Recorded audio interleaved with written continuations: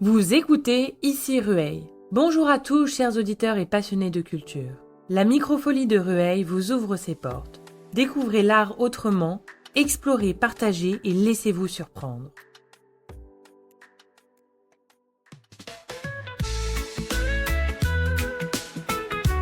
Bonjour chères auditrices, chers auditeurs, on est un groupe de jeunes de 11 à 15 ans.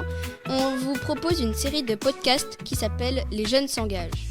On enregistre à la microfolie de Roy Maison. On a tout fait, écrire les rubriques, les débats et les enregistrements. On espère que ça va vous plaire. Bonjour à tous et bienvenue dans cet nouvel épisode. L'écologie et le développement durable. Le téléphone. Jeter son téléphone est une action fréquente mais lourde de conséquences. Savez-vous ce qui se cache dans vos téléphones ? Ton téléphone est composé de plomb, de mercure, de lithium, de cadmium, qui sont toxiques car cela pollue le sol et on mange des légumes du sol. Cela pollue l'eau et on boit de l'eau. Déjà, chez toi, il y a plein de téléphones usagés. As-tu déjà pensé à changer la batterie ou même à les envoyer quelque part pour qu'ils soient recyclés ? Je ne pense pas. Dans ton téléphone se trouve du cuivre, de l'argent, de l'or et du tantale. Des gens se font la guerre pour avoir des mines de tantale. Les bienfaits de jeter son téléphone, enfin de le recycler, ou de le garder chez soi. Protection de l'environnement, conservation des ressources, réduction des déchets électroniques, économie d'énergie, création d'emplois pour le recyclage, donation et ça a une valeur financière. Petites astuces. Si ton téléphone ne charge plus, change la batterie au lieu de le jeter. Si ton téléphone ne charge pas assez vite, mets-le en mode avion. Si il te semble cassé, change la vitre au lieu de le changer. Ou mets tes applications en veille. J'espère que cela vous aura plu. Et une dernière chose. Il y a peu de différence entre l'iPhone 11 ou l'iPhone 16. Et que c'est mieux de garder son téléphone. Merci de m'avoir écouté.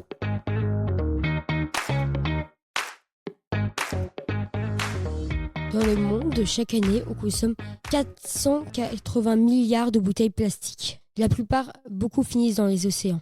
Les sacs plastiques, tout ça fait un énorme continent de déchets. Mais il y a un moyen, une alternative, comme avant l'invention du plastique. Pour la bouteille d'eau, une solution qu'on pourrait développer à grande échelle, avec un système de consigne, comme ce que fait la marque Loper. Chacun a ses bouteilles en verre. On va au supermarché, on dépose nos bouteilles en verre, on en prend d'autres, et après, au magasin même, il remplit ses bouteilles en verre avec le camion citerne qui est arrivé. On pourrait faire la même chose pour nos briques de lait. On pourrait tout simplement avoir un seau à lait en métal, où dedans on met le lait et on revient chez nous.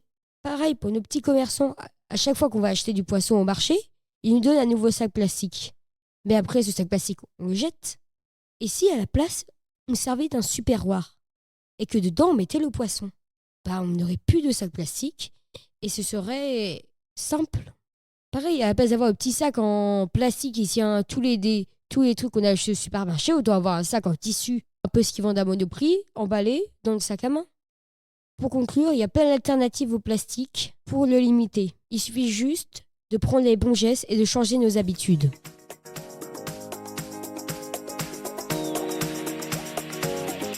Bonjour, je vais vous parler de l'écologie, plus précisément comment diminuer le relâchement de produits toxiques ou de produits qui polluent, dont 12 000 kg sont lâchés dans la nature chaque seconde. Pour limiter cette pollution, il faudrait faire des bateaux qui marchent sans pétrole, des avions qui marchent aussi sans carburant. Inventer des ramasseurs de déchets qui marchent automatiquement, qui passent dans les rues, et ne plus construire d'usines, ou en faire de moins en moins. Ne plus faire de produits chimiques tels que l'eau de javel et les produits ménagers. Et enlever des matériaux dans les batteries polluantes car elles nécessitent en ce moment du pétrole, du plastique, du plomb, du cadmium et du mercure et beaucoup d'autres matériaux. Merci de m'avoir écouté.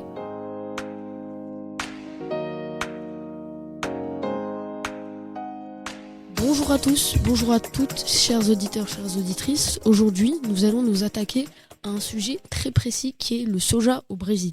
Le Brésil est le nouveau plus grand producteur de soja au monde. Cette exploitation massive a commencé dans les années 70, principalement dans les régions du centre-ouest et du sud du pays. le Brésil n'est pas forcément le pays idéal pour une production massive. Mais au contraire, par plusieurs facteurs ont favorisé l'emplacement de cette production. Maintenant qu'on sait cela, quel pourrait être le problème écologique ? Tout d'abord, acheter du soja au Brésil, ce serait renforcer cette exploitation massive et malheureusement, plus l'exploitation est consommée, plus les territoires agricoles s'étendront vers des zones sensibles comme l'Amazonie, rasant les arbres, tuant les animaux. Le deuxième problème est les enjeux politiques. Récemment, la France s'apprêtait à acheter une tonne de soja au Brésil, mais on stoppait au dernier moment l'achat du soja pour éviter que le Brésil augmente le terrain et l'exploitation du soja. N'oublions pas que les cargos traversent l'Atlantique, ce qui n'est pas du tout écologique. Les conditions de travail sont le troisième problème. Avant l'arrivée du soja, les agriculteurs cultivaient des fruits, des légumes. Cela leur permettait de bien vivre et de manger à leur faim. Malheureusement, les producteurs se sont mis à cultiver uniquement du soja. La monoculture est une mauvaise chose pour eux, car leur alimentation n'est plus diversifiée, ce qui est dangereux pour eux. On est tous consommateurs plus ou moins de soja. Votre seule manière de manifester votre mécontentement pacifiquement est de ne pas acheter du soja provenant du Brésil. Merci de m'avoir écouté.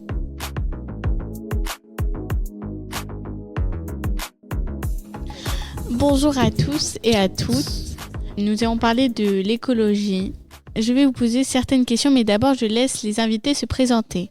Bonjour, je m'appelle Augustin. Bonjour, moi c'est Amaury. Bonjour, moi c'est Zachary. Très bien. Je vais commencer par vous poser une question. Qui, pour vous, sont les responsables de la pollution ? Pour moi, les responsables de la pollution sont toutes les grandes entreprises, les bateaux, les avions, les fusées telles SpaceX, Danone.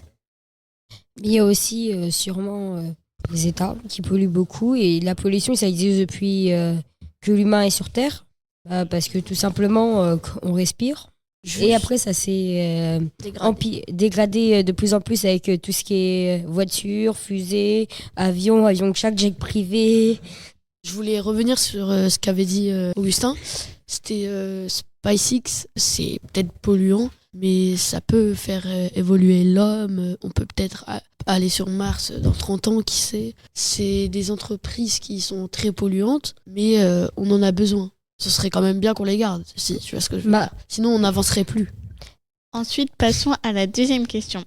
Pour vous, qu'est-ce que le 8e continent ? Pour moi, le 8e continent, c'est un continent qui est apparu il y a quelques années et on n'en parle pas souvent, mais c'est un continent qui est fait que de déchets pour moi.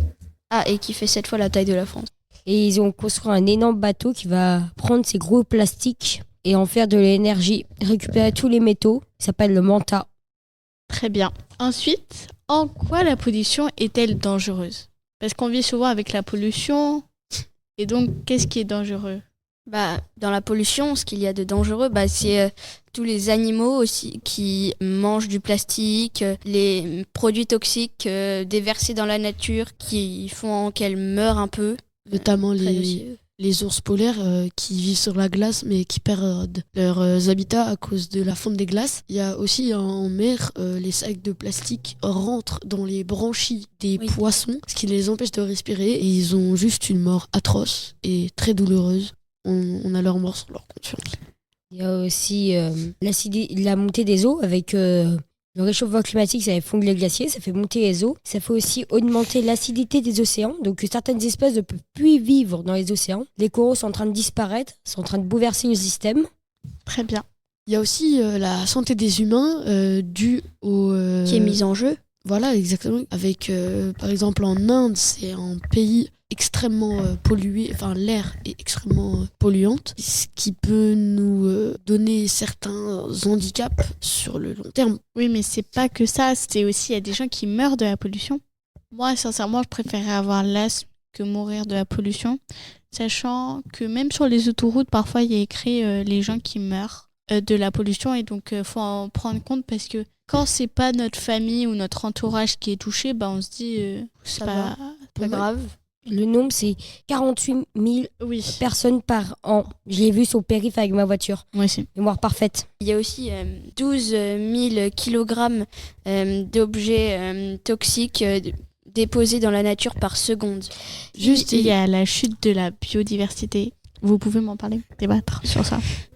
Il y a la biodiversité qui se dégrade parce que on a moins d'espaces verts, d'espaces végétaux où les animaux peuvent se reposer, les oiseaux ne peuvent plus faire leur nid, donc ça devient un problème. L'acidité des océans aussi, parce que la Terre se réchauffe, ça fait réchauffer les océans. Les océans aspirent une partie du CO2 émis par l'homme, ça fait monter leur acidité. Sauf que certaines espèces bien connues ne peuvent pas vivre dans des eaux plus acides. Nous, si on met notre main dans de l'acide chlorhydrique, j'ai pas envie de voir le résultat de la main après. Donc, par exemple, les coraux sont en train de disparaître alors que les coraux participaient à aspirer beaucoup de CO2. Alors pour vous, parce que c'est une question qu'on s'est beaucoup posée, comment remplacer le plastique ? Il y a un système de consignes qui existait bien avant que le plastique existe. Avant que le plastique existe, dans les années 50, par exemple, quand mon oncle était petit, il y avait la personne qui passait avec son seau à lait et tu remplissais ton seau à lait. Pareil, les bouteilles plastiques, on a commencé à boire de l'eau minérale avant le plastique. On avait tout simplement chacun ses bouteilles en verre. On allait au commerçant, allez, hop, je remplis ma bouteille en verre, je la ramène chez moi et ça se répétait en boucle et en boucle et en boucle et en boucle. Pour ramener la bouteille en verre à des consignes aussi, les gens les remplissaient et les remettaient en magasin. Mais pour moi, ce que tu as dit, Amaury, c'est pas... Je sais pas, pour moi, le plastique, c'est vraiment très, très utile. Tu as dit, par exemple, que les bouteilles de plastique étaient inutiles, c'est ça ? Il y a une alternative plus écologique que les bouteilles de plastique qu'on pourrait mettre en place à grande échelle. C'est juste qu'il faut légèrement changer notre mode de vie. Les bouteilles de plastique, tu les transportes par camion. Alors que si là, tu amènes un camion citerne, chaque magasin a sa citerne, c'est bon. Et tu fais quoi des guerres, etc. Gourde. La gourde. Non, mais ce serait beaucoup trop cher de créer des gourdes pour chaque personne qui serait dans la famine, tu vois. Ce serait les bouteilles de plastique, c'est pour les actions humanitaires, un truc comme ça, je crois. Dans les bouteilles d'eau, il y a des résidus de plastique et en un an, on mange l'équivalent d'une carte bancaire en plastique. Le plastique, il y en a un peu partout. Sur nos téléphones, les téléphones, les tablettes, les ordinateurs, tu vois, même les écrans. Mais tu vas pas manger ton téléphone tu vois. Oui, attends, mais il pollue quand même le plastique que tu as sur ton écran, vu qu'un jour tu vas le jeter. Tu vas devoir le changer parce qu'il est tout cassé. Mais après, on peut pas nier que le plastique, c'est vraiment très utile. Le plastique, ça peut prendre n'importe quelle forme. Ça peut être des couverts, ça peut être...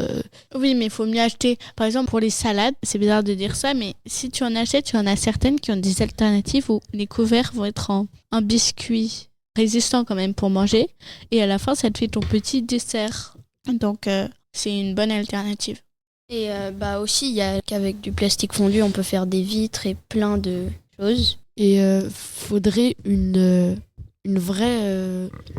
Bon, c'est un peu simple de dire ça comme ça, mais bon, ce serait parfait d'avoir une vraie alternative au plastique, mais qui serait une matière à part entière. Ce serait beaucoup plus simple pour nous et pour tout le monde.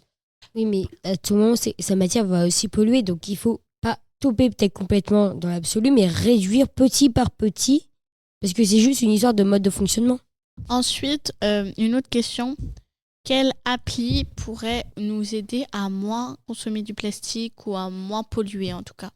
Yuka, c'est une application qui, quand tu es à Lidl, tu es à Leclerc, etc., tu veux acheter tes courses, quand tu prends un produit, tu le scannes avec l'application, il te dit si c'est bon pour la santé, si c'est polluant, il te met toutes les informations. Après, c'est pas vraiment pratique si tu dois scanner tous les produits que tu achètes. Vous savez que souvent dans les gâteaux qu'on achète au supermarché, quelquefois je m'amuse à regarder ce qu'il y a à mettre, de l'acidité puis un correcteur d'acidité. À quoi ça sert tout ça ? Une dernière question. Juste, faudrait aussi parler du suremballage. En Chine, il y en a énormément. Ils te mettent du plastique sur les livres, ils te mettent du plastique sur les bananes. En France, sur les fruits et les légumes. En France, tu les prends comme ça, tu prends ton truc de plastique et tu mets tout ce que tu veux. Ou même tu le fais en vrac. Et en France, c'est ça. Mais en Chine, c'est vraiment dans des trucs plastiques.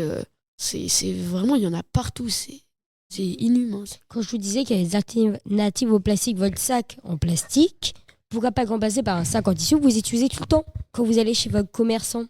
au marché, ils vous donnent un sac en plastique. Mais si t'avais peut-être un sac en plastique, ok? Et tu laves chaque semaine ton sac en plastique et tu le ramènes chez ton commerçant. Ou une boîte en verre pour poisson. Pour boulanger, un sac en tissu. Oui, des alternatives, des sacs. Oui. Ensuite, je pense à la dernière question. Pourquoi la pollution entraîne le réchauffement climatique? La pollution, parce que vu que après il y a les objets qui se dégradent sous terre et après ils se réchauffent un peu une partie de la planète en laissant leurs matériaux décomposés un peu partout. Ouais. Et j'ai vu que si tu laisses une bouteille de plastique à un endroit, elle va mettre des milliers d'années à s'évaporer. Si on parle du CO2, en fait, le CO2, ça va... À l'origine, il y a une protection autour de la Terre, sinon il ferait moins 3 degrés. Donc ça couche, c'est normal, sauf que le CO2, de base, c'est de la vapeur d'eau. Le CO2 est beaucoup plus puissant que la vapeur d'eau. Il va venir se rajouter à là. Ce qui va faire qu'à la place, il y a le soleil, ils vont rentrer, ils vont entrer dans la Terre, ils vont pas réussir à en sortir directement. Et on doit avoir plusieurs allers-retours, et c'est ça le réchauffement climatique. Et les gaz Et à c'est l'effet de serre. Donc, merci d'être venu sur le plateau de Ouais, radio. Voilà. J'espère que cela vous a plu, vous et les téléspectateurs. Et à bientôt pour le prochain podcast, Les Jeunes s'engagent. Merci de nous avoir écoutés. On remercie tous les participants, nos familles, l'association Contrôle Z d'avoir animé le stage et bien sûr la Microfolie de nous avoir accueillis.